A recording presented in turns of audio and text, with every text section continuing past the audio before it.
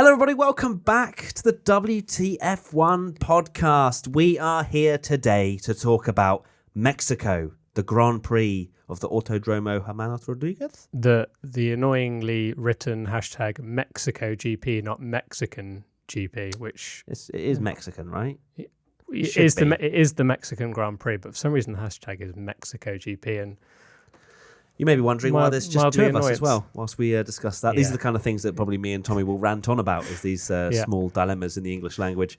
But yeah, it's just me and Tommy today. If you're listening on audio, then you won't be hearing a third voice. Jess was out in Mexico.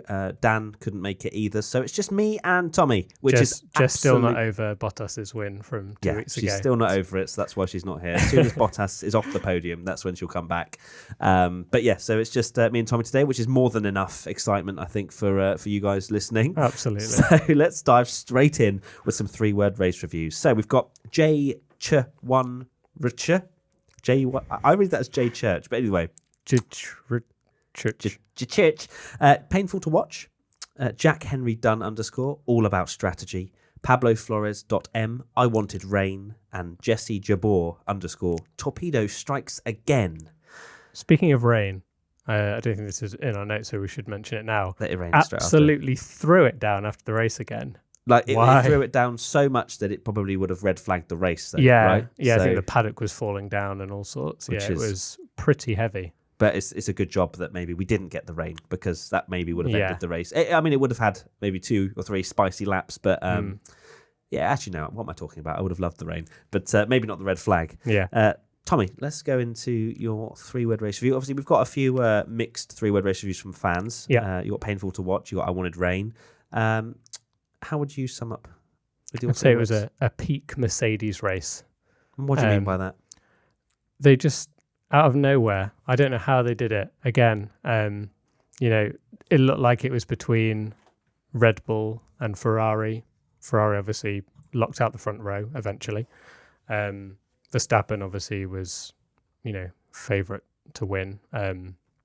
He had amazing pace around there, but yeah, Mercedes pulled it out of the bag to get a 1-3 in a track when, they would be lucky if they got any of the drivers on the podium.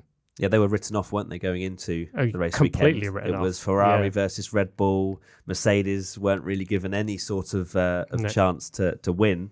But they came through, as you say. It's a peak Mercedes race. We've seen a lot of times where you don't really see it the other way around, do you? You don't see Mercedes locking out the front row and then Ferrari coming through and a little out-strategizing. It is difficult because I had originally my other 3-word race review, which we're going to go into a little bit, but I didn't go with this in the end. But it was going to be around the kind of backlash of Ferrari, because I think it is a little bit harsh. And I will just say that, like, strategy, it is all kind of hindsight. Yeah. If you think back to Austria, I'm sure on the podcast we were saying things like, as soon as Mercedes have anyone challenging them, they bottle strategy. And, as soon as it was a strategy that they could play because they were off the pace. Absolutely. And I think even Toto Wolff himself said, you can't risk that strategy that Hamilton was on if you were leading, because, let's be honest, if Leclerc done that strategy, stayed out and his tyres exploded, we'd be here going, Ferrari, what are you doing? Yeah. So it's one of those things where it's not luck. It was a great gamble, I'd say. Well, Vettel called it luck in his post-race interview. He said they got a bit lucky. I think, obviously, it goes down to Lewis Hamilton and Bottas's driving, although Bottas pitted a few laps later, didn't he? Yeah. But yeah, I mean, as you say, it's one of those, they're kind of forced into a corner. They have to make a strategy call that is different to Ferrari, because if they just follow Leclerc and they're behind Leclerc, and as we've seen in a few races this season, it's very difficult to overtake. And even though we have 800 metre long straight, common long straight, whatever it is. There still wasn't really that many overtakes. Not really at all, no. Danny Rick went for a few dive bombs, but which didn't work. No. Oh, well, without his brake bias help. Shocking. Well, to be fair, even with his brake bias help, he hasn't think he would have pulling them off. Yeah. So we got a question from Parsiak. Says, why Ferrari is still so messed up? They have 2 amazing drivers with so much potential, and they manage to be on the front row. But every time they find a way to blow up everything. Seriously, what is wrong with them? Yeah. A bit harsh. Like I was saying earlier, In fact, I've got a tweet here from that I very nearly retweeted, but I was like, no, I won't curse Ferrari. I won't jinx it. Yeah. But Luke Smith, who's an F1 journalist during the race, and I thought the very same thing, tweeted this. So Ferrari looking good right now, holding track position for both the one-stop and the two-stop strategies. And, that's what I was saying as well. The perfect, realistically, that's what you do with your two drivers. Yeah. On paper, you've got both going for the win and you cover off both strategies. And they were essentially net leaders in both. But unfortunately, it didn't pan out that way. Yeah. So they were unlucky. And it's almost all down to Albon, really, that they were forced into that Leclerc pit stop. Although I find it weird that they would cover off Albon anyway, just purely on the face of Albon's not as quick as Verstappen. Maybe they genuinely thought the two-stop was quicker, because I think they did. Yeah, in terms of the mistake, I think that was the thing that went wrong, was the fact that they did cover off Albon. His first pit stop, that was when he got caught up with Carlos Sainz, was it? Yeah, it was. And he pitted very early. And like you say, Albon's, with the greatest of respect, is probably not going to be challenging for the race win. It was actually unfortunate for Albon, because he would have probably had a very good result if they hadn't gone for that strategy. But to be fair, when they have that Pirelli graphic at the start that says this is the optimum strategy, it was two-stop. All the teams thought the two-stop would be better, but it's crazy it didn't turn out that way. How wrong they were, though, because which it wasn't is rare. Even close. Which is rare, but I actually quite like it. We've said it so many times that when they don't know what they're doing, and people pit at different times and it's close and you don't know how the race is going to pan out, it's a lot better. Yeah, because it throws up a mixture of strategies, and it was a sort of an interesting thing to watch, purely because, as you say, you've got Leclerc and Albon on two stops, which I think quite early on I could see the gaps weren't coming down nearly as quickly as they should have, especially towards when Vettel and Hamilton were going to pit, was that Leclerc really wasn't eating into their advantage at all, which is testament to Vettel and to Hamilton's driving, Bottas as well. And it's interesting that Leclerc said in his post-race interview as well about the fact that he should have communicated to the team that he could have gone longer on those mediums. They were forced into that and that's the beauty of Formula One. When we have more than just Ferrari and Mercedes in the mix, you have that Red Bull, which does that alternate strategy where they've gone, well, let's risk it. Let's pit Albon, see if we can jump Leclerc. And obviously it didn't work out for them, but having that other variable forced them into that hand. Exactly. When it's close, it's not just better because they're close. It's better because it allows the other teams to throw the dice a little bit.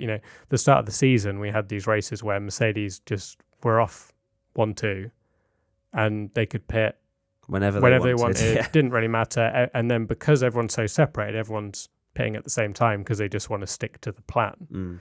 But when you have the situation where it's like, all right, we'll gamble a little bit, that's when it, provides some entertainment. It does.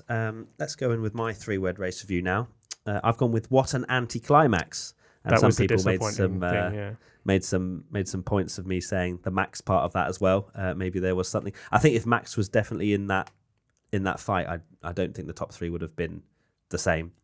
I think Max definitely would have been around there. His pace was unbelievable, especially on the he had a damaged car, and also the fact he went 65 laps on the hard tyres or whatever it was, which crazy. Is ridiculous. I'm _Walshy says, why did this race turn into a massive anticlimax?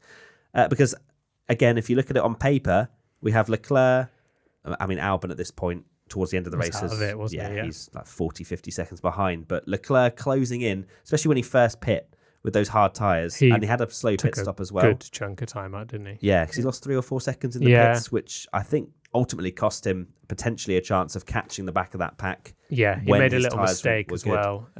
He made a few mistakes actually, didn't he? Locking up. And I think he, in the post-race interview, said, don't blame Ferrari, it's partly on me as well. Yeah. So it's nice to have that reflective attitude from F1 drivers, and I think Charles is almost too hard on himself sometimes. Yeah, Baku definitely. And Germany, I'm an idiot, etc. But it is interesting that he's learning all the time as well, isn't he, Charles? Like you can see he's learning as well with these mistakes and this reflection of I should have spoken to the team more about not pitting. Yeah. So why do you reckon it turned into a massive anticlimax? Well, it was massively hyped. I mean, Crofty everyone needs to calm now down. Everyone thought that was the way it was going to pan out. I think we've said it many times. It goes back to the kind of 2012 Pirelli era where someone pits for fresh tyres and they're like 5 seconds a lap quicker. And you know that Leclerc's 20 seconds down the road, but is going 4 or 5 seconds a lap quicker.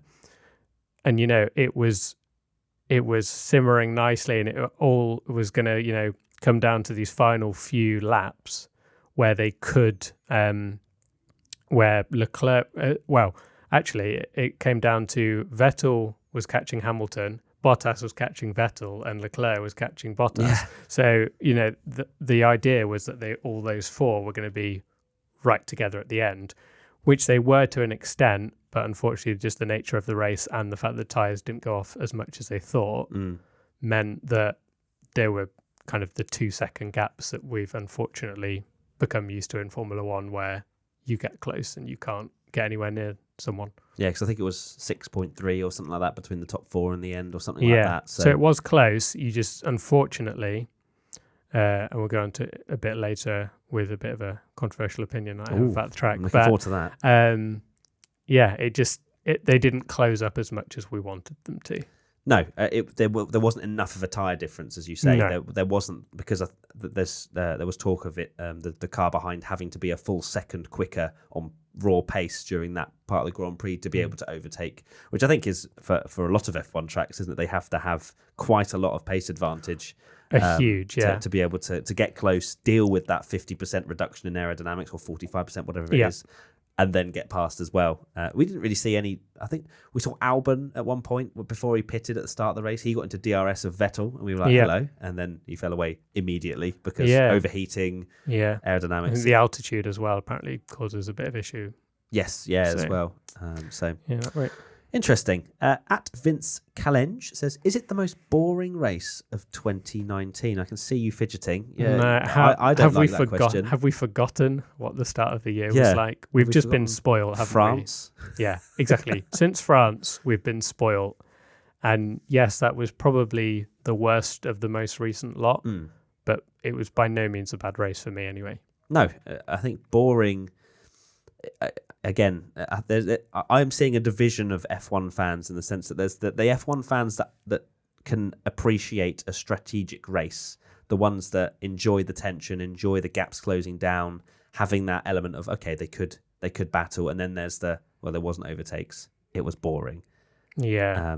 I think we could have done with a safety car or something like that to mix things up. But in terms of most boring race, absolutely not. I mean, France was one of the worst races of the modern era. It was a solid. It was a solid race. Yeah, it was solid, but it just didn't come to fruition, and I think that's why people were. And that happens in F1. It does. Yeah, we can't have amazing races all the time, and we've been very lucky the last sort of 5 or 6, haven't we? So we've been spoiled.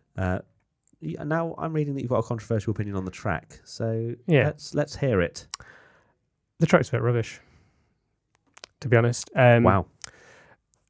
And I saw this a lot over the weekend, and I must admit I do get sort of involved in it because I see I had this opinion, and then I think it was Hamilton put some Instagram stories up of the baseball stadium from his point of view, and it's absolutely incredible. The atmosphere is amazing. We need tracks like that where you've got this incredible atmosphere. And what I love about Mexico is they bring the country, like the culture of the country, to a race. Yeah. But that baseball stadium is woeful for racing. It is dreadful, and it's almost Barcelona levels of bad, where you're going through terrible slow corners, 90-degree turns, and then you're nowhere near on the straight because you've just been going through this section. And sure, it's great when the guys are there and they get to go up on the podium and hear the amazing crowd, but that last sector is very, very bad for racing. And I think Bottas and Vettel both said it was impossible to overtake. Unless you're Max Verstappen. And then you get a puncture. Yeah. But that's the thing, though. You have those last few corners, which are very much single file. We saw Hulkenberg get wiped out by Kvyat on the last lap. And then you've got Max, who just about pulled off that move. And I think Martin even said, have you ever seen a car go there through there? Which, again, highlights the fact that it's so difficult to overtake there. I think that was Bottas's fault as well for more Bottas. It wasn't an incident where he should have got a penalty. Yeah. But I think Bottas could have got out the way. A bit more room. Yeah, just got out of it. Yeah. But then you look at the rest of the track, and you don't really see any overtaking opportunities. You've got down to turn 1, obviously, you've got a really long run, and that's where all the carnage unfolds. But if you look at the middle sector, it's all sort of medium speed, very much. And the middle affected. sector as well, it was almost highlighted by, when Verstappen went off and kind of ran wide. It just shows how twist and tight that was, because it's almost clumsily slow, that sector. And sure, it's great for spectators and stuff, but I think my point is that we were very critical of Barcelona's final sector and Sochi's final sector,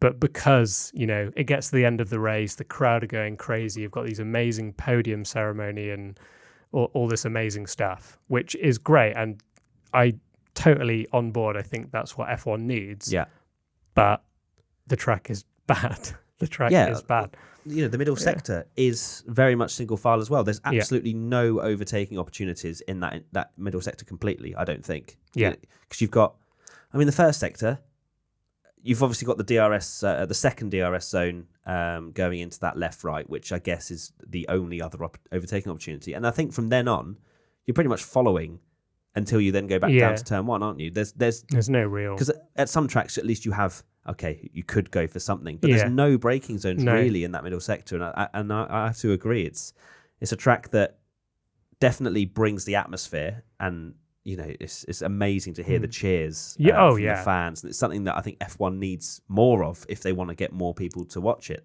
because just hearing Perez going up the inside, you get the chills, you feel like you're there, which is awesome. But at the same time, there are some, I don't know what they can do, I don't know what they can change. No. Because it's a fundamental problem, I think, with the layout. But at the same time, it's not the worst track on the calendar. You can't say that. It's not the worst, but I do think it's contender for if you're putting them all with no stands and no atmosphere. The atmosphere makes up for the shortcomings of the circuit. Okay, interesting. Let's go on to the post-race antics. Post-race antics. I don't know if that came covering up over how bad the track is. So you had the podium ceremony, the celebration, Hamilton coming out from the ground. I was really confused by that, because there was this talk of what was going to happen with the car being lifted up. And then he just parked it, and I was like, oh, what's going on? What's going on here? And then, obviously, later on, they started wheeling the cars away. And then, it's pretty cool. I did like that. So you enjoyed it? 'Cause I saw some people saying, it's a bit cheesy, a bit cringe. Oh, it's very cheesy, but I liked it. That's like we were saying earlier, it's embracing the kind of culture and the kind of fiesta, whatever, of Mexico. It's that kind of theatre. So, in my opinion, and I know some people won't agree with this, but I like the theatre. That gives it that extra element. I think for me, what was too much was America 2 years ago. Oh, when they did the intros. The intros and the very over-the-top American stuff.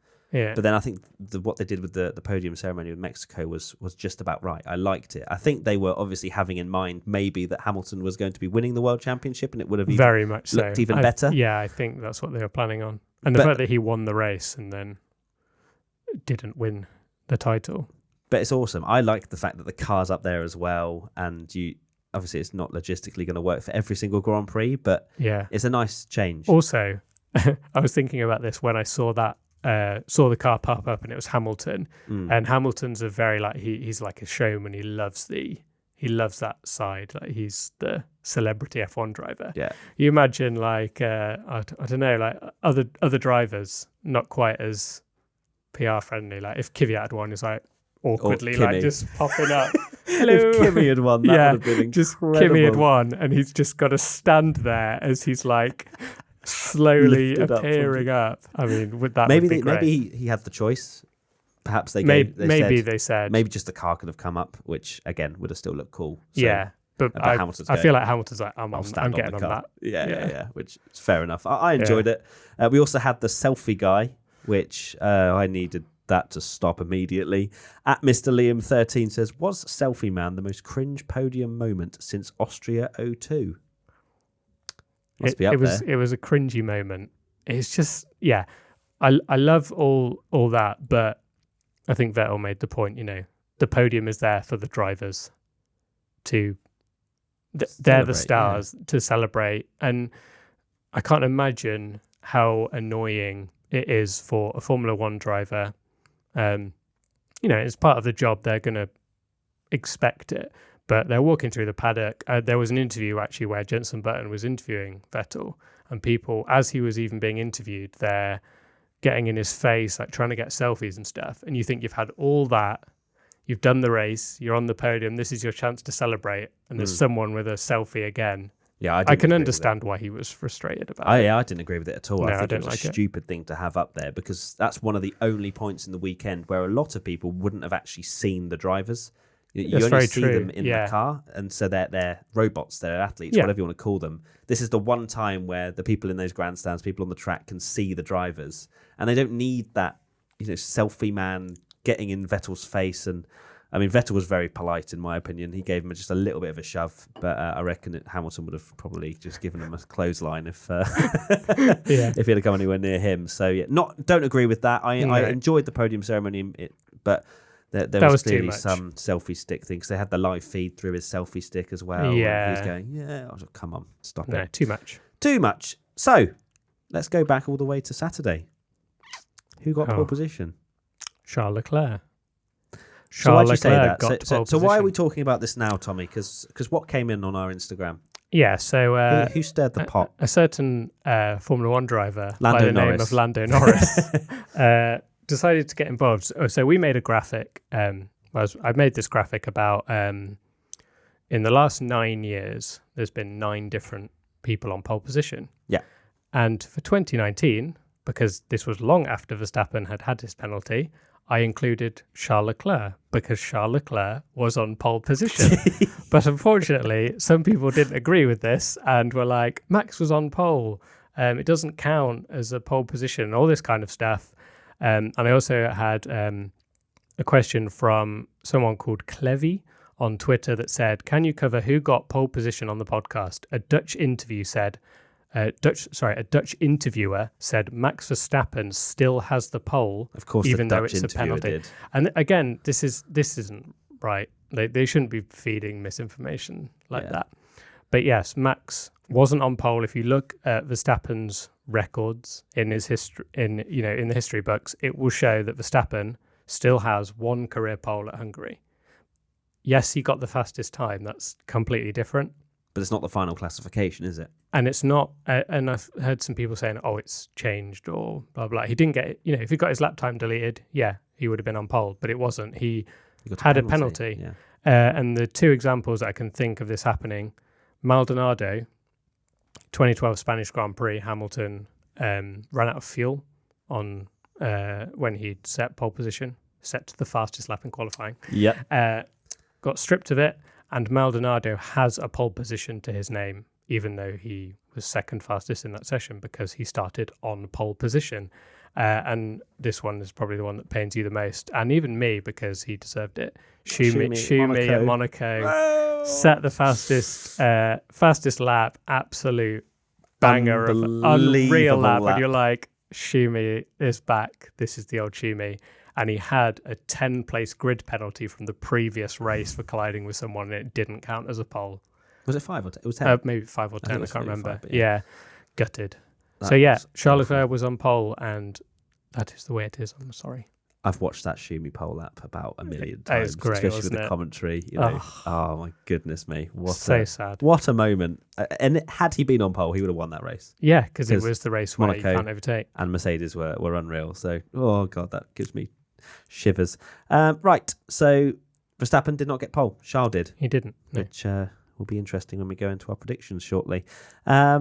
What else are we going? So yeah, at Chris Hitchin says, was Verstappen being an idiot with the yellow flag situation?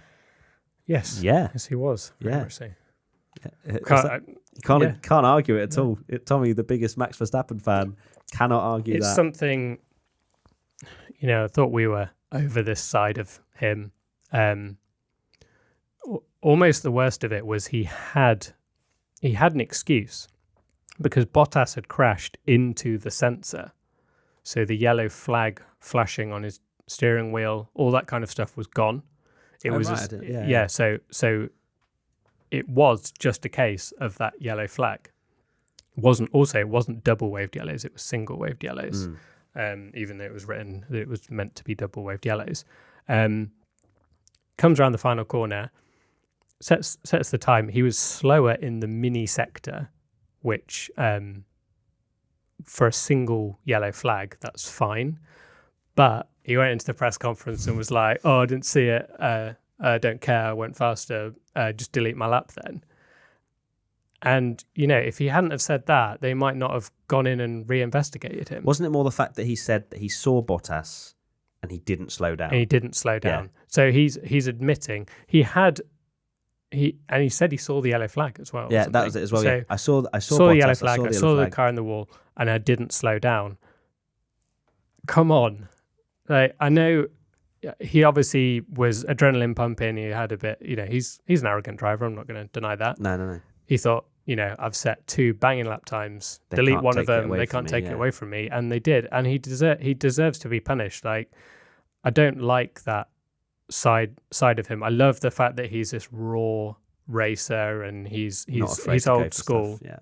But without turning it into a bit of a somber thing, let's not forget that the Jules Bianchi thing. We won't go into it, but he part of that was not respecting yellow flags. So there has been serious consequences for doing things like that, and to be in a press conference and be like, "Oh yeah, doesn't matter, just delete my lap, it's fine." It's a very serious incident. Yeah, and especially in the position that Bottas was in. If Verstappen has exactly the same problem that what Bottas had, run a bit wide, he got on the white line, didn't he, and just lost the back end. He could have crashed into Bottas. You don't know these things, especially when they're on the absolute ragged edge of trying to set pole position. So, but the thing is, it's so frustrating because he probably would have got away with it if he hadn't have said the things he did, and essentially like mouthed off about how it doesn't matter because he had that excuse that the timing was broken. He'd have gotten away with it. You're looking into the apex. He's seen the car, but the line comes pretty soon. And Vettel, Vettel saw it, eased off.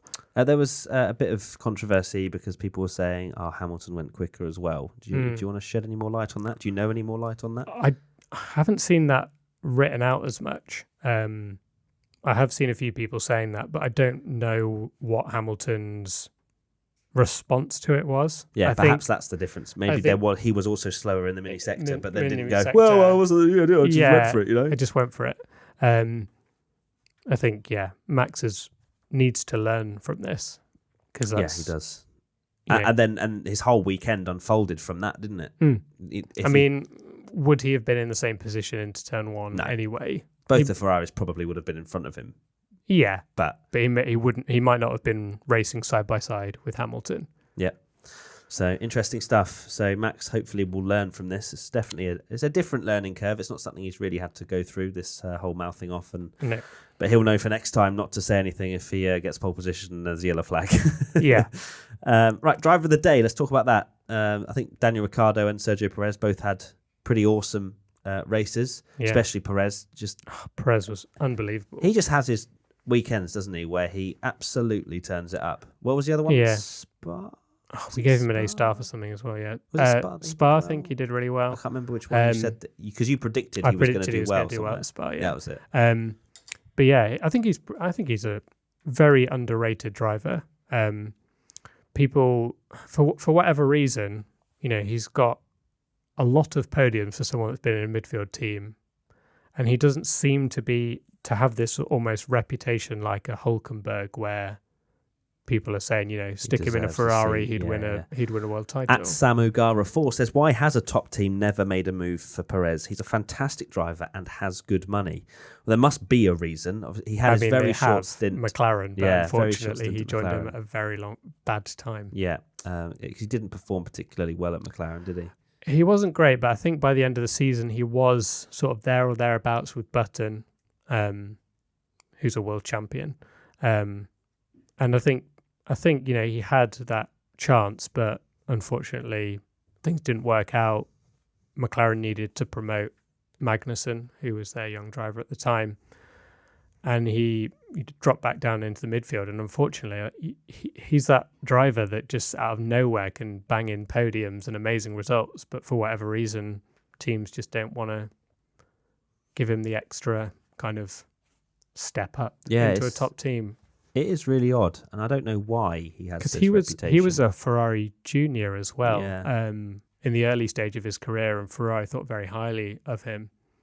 But maybe his kind of switch to I'll go to McLaren hurt his chances of moving up the ladder with Ferrari. And unfortunately it's just a tough game, F1. You have those moments where there's only X number of seats, and if you said where does Perez deserve to be, I'd probably say like sort of Red Bull kind of levels of car. But unfortunately, he's just not got that for him. Absolutely not. There must be some politics behind it, but we just don't know exactly what that is. Because he signed a long-term deal with Racing Point as well, hasn't he? Yeah. So it's not like he's thinking about going anywhere anytime soon. And he's, must be early 30s? Yes. How old is Sergio Perez? But Perez age. Maybe he's hoping that... He's 29. 29. Okay, so he's still got a bit of time. So yeah, maybe he's hoping that 2021, when it closes things up, he'll be banging in podiums every race. Be good to see. And Danny Rick as well. He had a decent race. Couldn't get past Perez though, could he? No. For all he tried. I think Perez made a joke that if he was in his old Red Bull with his brakes, he could have got past him. But yeah, Danny Rick actually helped Hamilton and Mercedes win the race because they saw that he was going on the hard tyres for so long, and that's what kind of triggered Mercedes' strategy to do it. Very interesting indeed. Yeah, because I remember there was a team radio as well, wasn't there, saying, well, Danny Rick's been on and he's improving. He's been on them for 8,000 laps and it's fine, so don't worry about it. But, he's still going round now. Right, Tommy, do you have the thing? I bet you don't have it ready. You never have it ready, do you? I can. But let's see if you can load it up within the next 4 seconds. 4 seconds? Yeah, 4 seconds. You sent it to me on WhatsApp because you said I can have it ready. Here we go.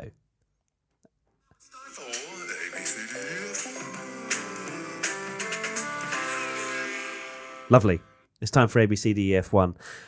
Maybe next time. Maybe in a few days' time for the American Grand Prix, we'll be able to do that straight fluidly. Away.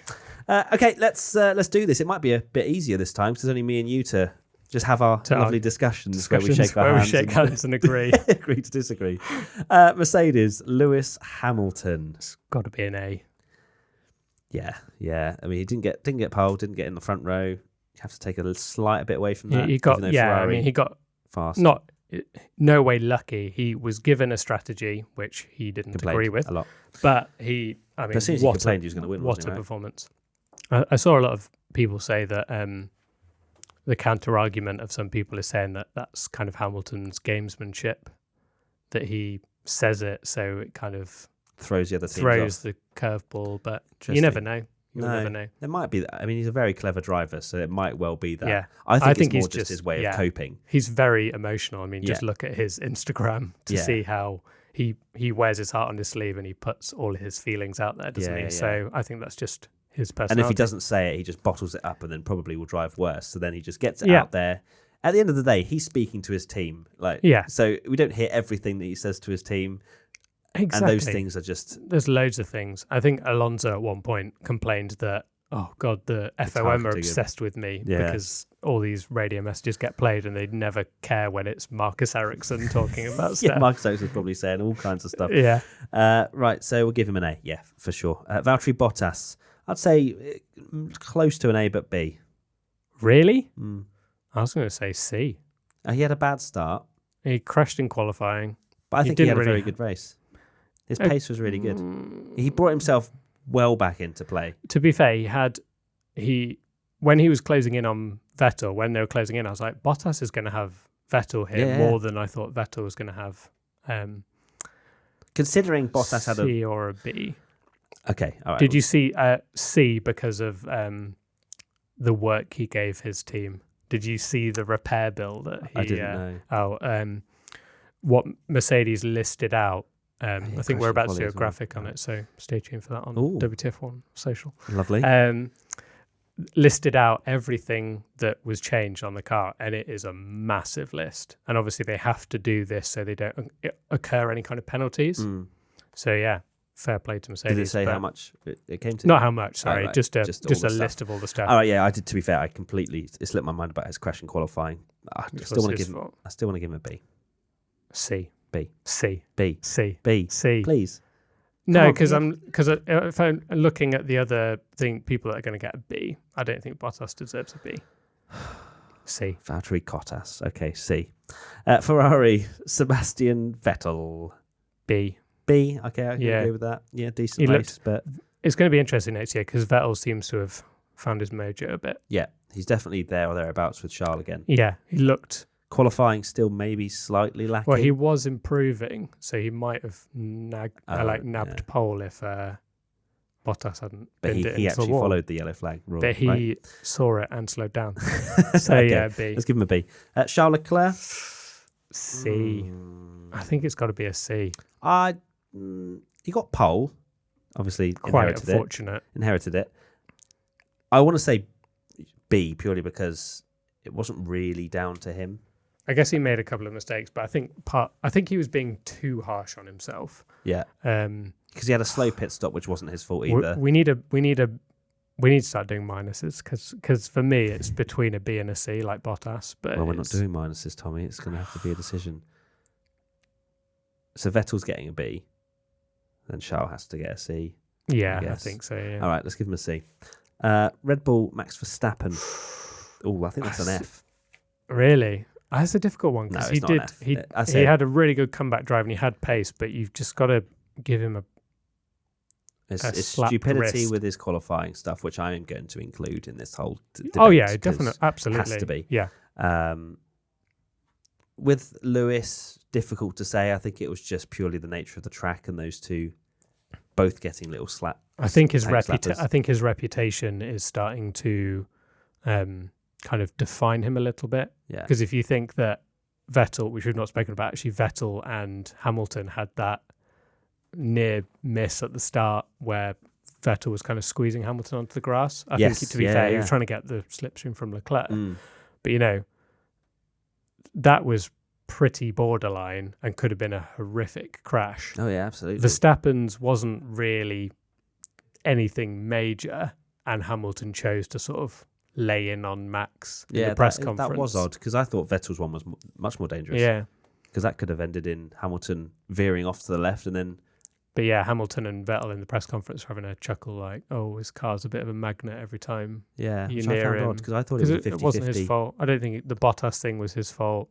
Yeah. The Hamilton thing was just unfortunate. He had the inside line as well, Verstappen, so had the right to do it and just got shafted. Absolutely shafted in the press conference. Okay. C. It's a good comeback drive. He drove 65 laps on the hards.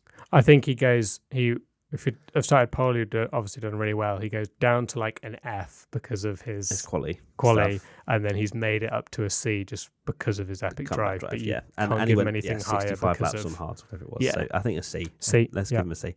Alex Albon. This is so difficult. I think that's probably around a C as well, purely because he didn't have the pace. His race pace after the first stint was dreadful, and he got shafted by. He was on the wrong strategy. It's really unfortunate because it would have been great if he did it on a one stop. He'd have been on the podium, which would have been amazing to see. But he's still not quite there, is he? No, he hasn't quite got that.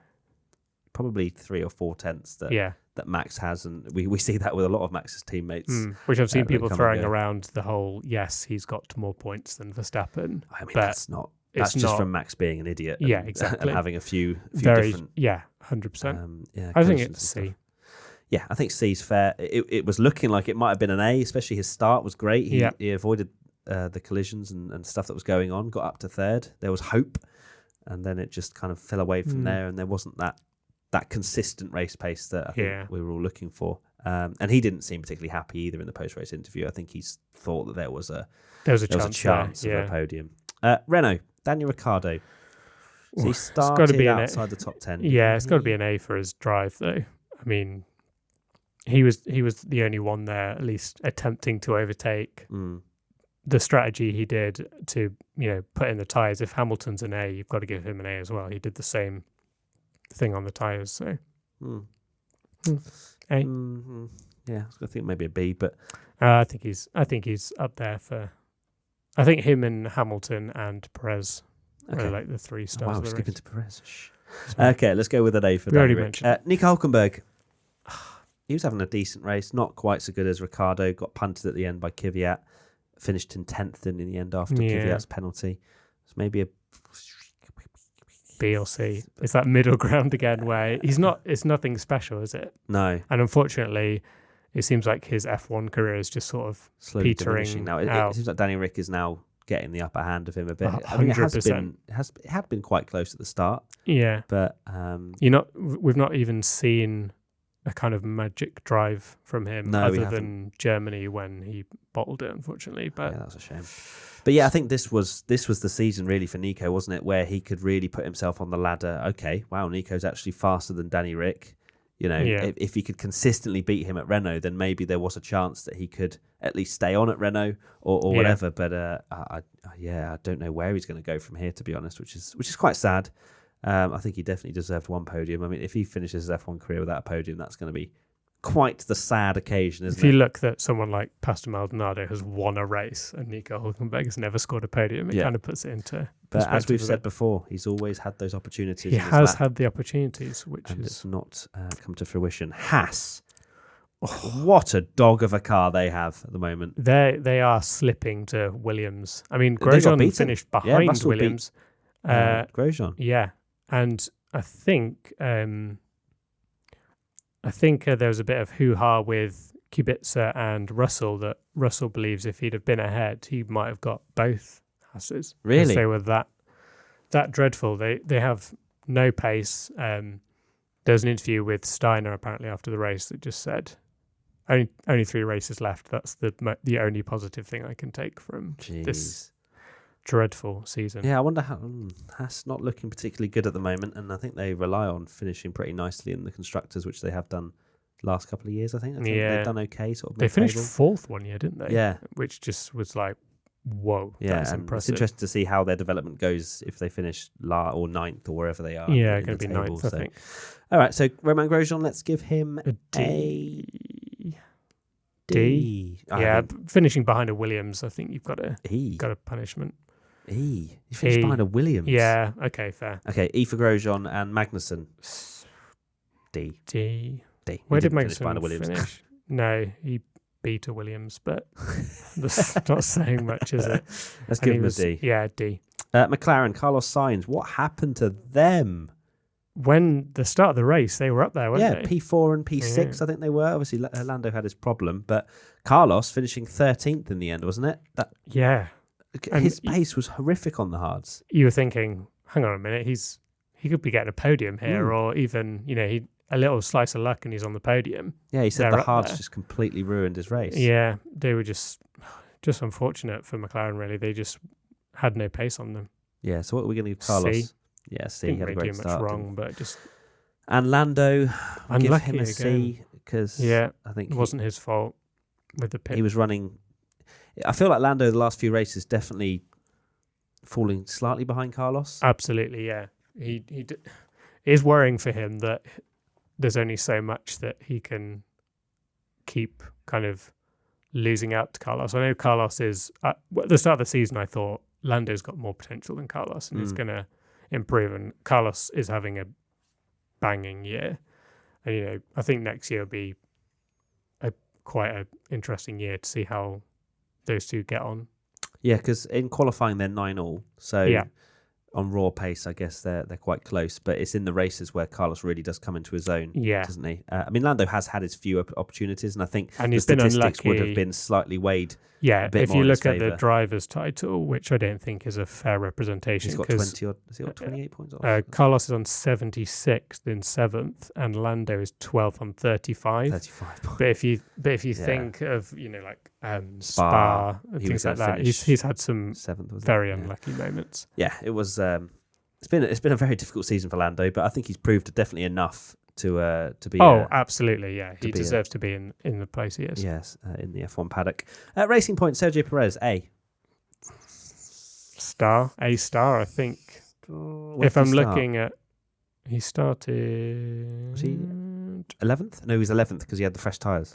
He did, but I mean, there's absolutely no way. Like, where did Stroll finish?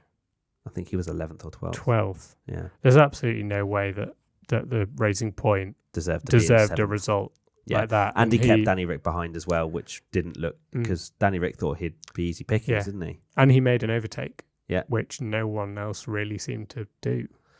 I think it's got to be an A-star. A-star, he can't really do anything more than that for Sergio Perez. And Lance Stroll looks like a very dull, mediocre D race for him. Really. I think D, just because of he was out how well Perez did. You think you've got to at least be getting, if you're in the same car, point, get a point or something. But all right, D for Lance. Alfa Romeo, Kimi Räikkönen. I mean, where the hell have Alfa gone?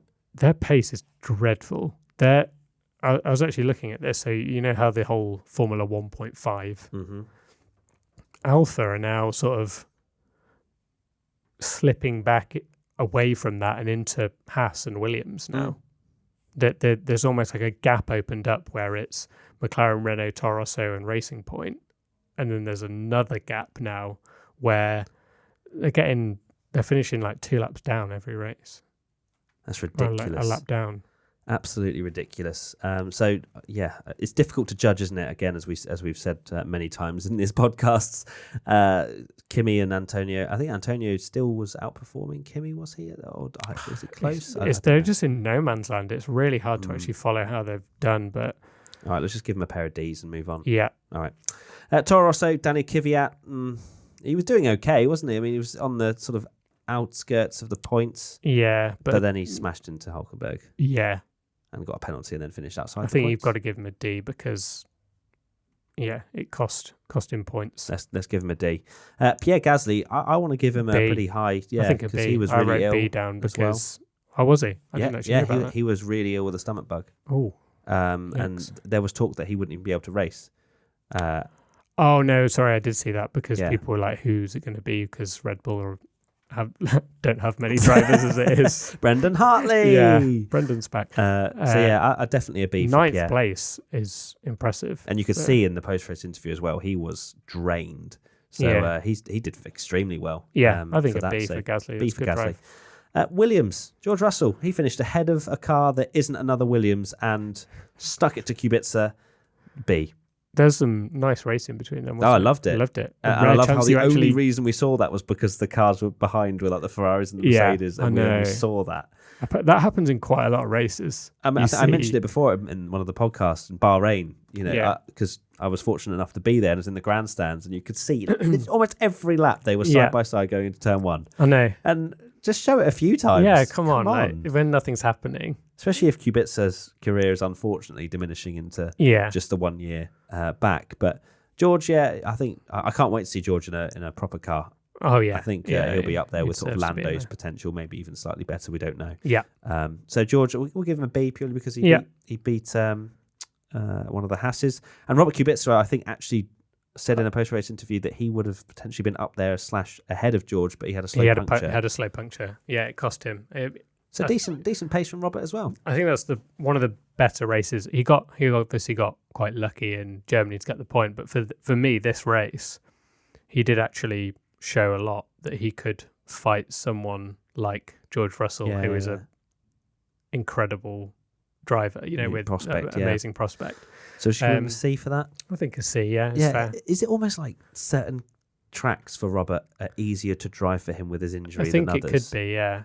Do you reckon? Like Singapore and stuff surely must be but must be absolute killer, horrific.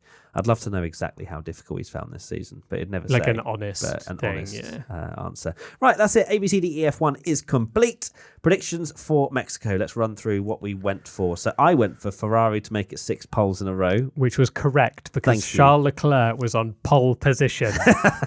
1 point for me, and Danny Rick will have some Mexican-style facial hair. Didn't see that. Didn't, no. but he was wearing... Sainz had a Movember cut, but Danny Rick Damn didn't. it. I saw it happening. I was like, if that was Danny Rick, you'd have had an absolute blinder there.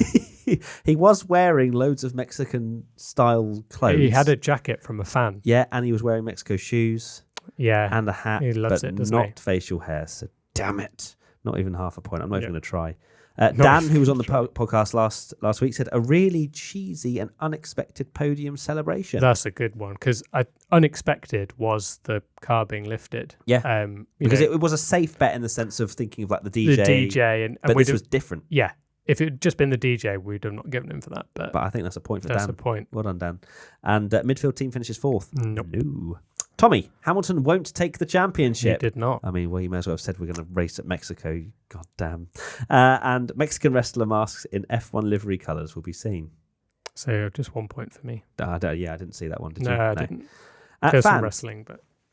Fans, GPR Burns, a random celebrity will congratulate Lewis. Well, I mean, that didn't even happen because he didn't win the championship. No. Nick Eating Pizza says someone will wear a sombre halo, a sombrero with a halo on top. Didn't see that either. And Mansa Hedges, no Renault on the grid. Oh, controversial. That was controversial, but not true. They stuck around, but there is a lot of... We did actually have quite a few questions talking about how Renault are on very dangerous territory. Yeah. Potentially might not even stick around.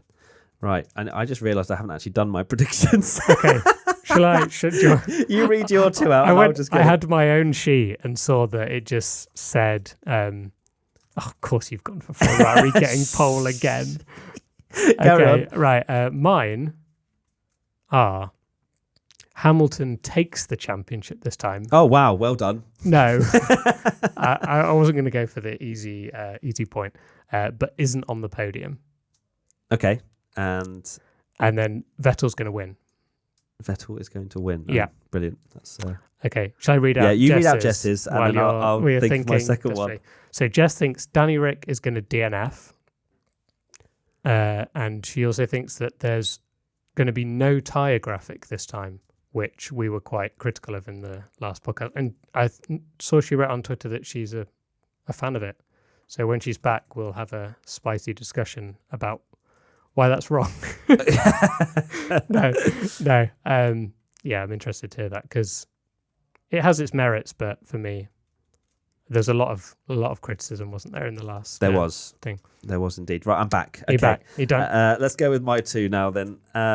You said Danny Rick DNF, right? Okay. Yeah. So that's on to yours. Yeah. Mine are Ferrari to get pole 7 times in a row. Yeah. And a huge crash into turn 1. Okay. Yeah. We'll see how that goes. Huge crash. Whatever huge entails. Big crash, not huge.